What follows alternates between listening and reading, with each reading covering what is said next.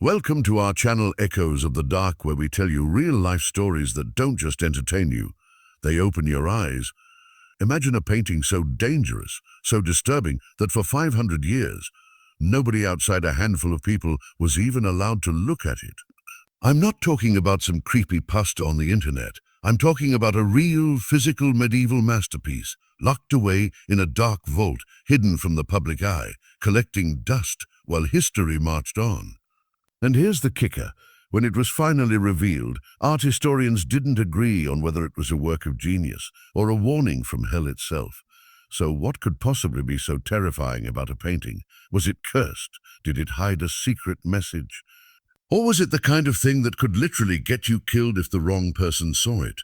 Well, let's just say the story behind this thing is about to make you question what you thought you knew about the Middle Ages, religion, and even your own imagination. Here's how it starts. Picture Europe in the late 1400s. No electricity, no modern medicine. The average person's life is brutal, short, and controlled almost entirely by religion and the ruling elite.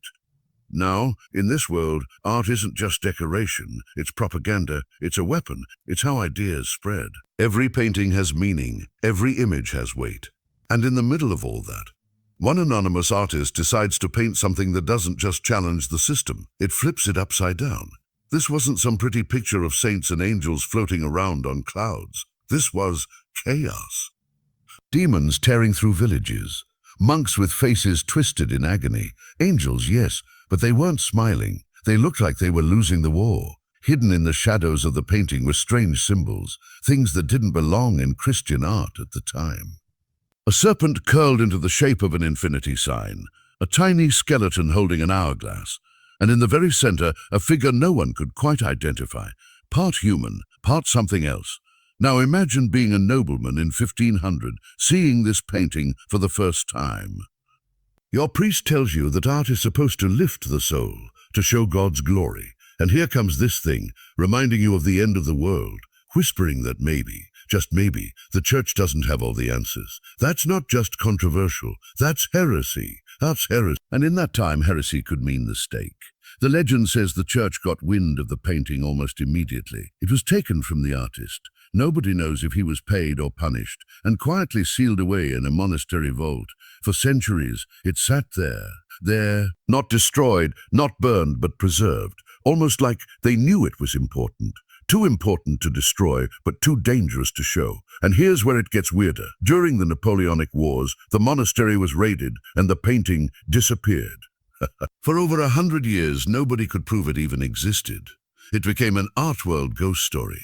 Scholars whispered about the forbidden canvas, but without proof. It was just a campfire tale for history nerds.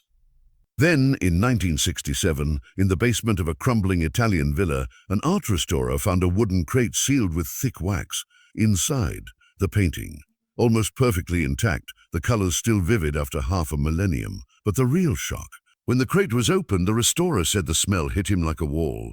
Old oil paint, yes, but also something metallic, like blood.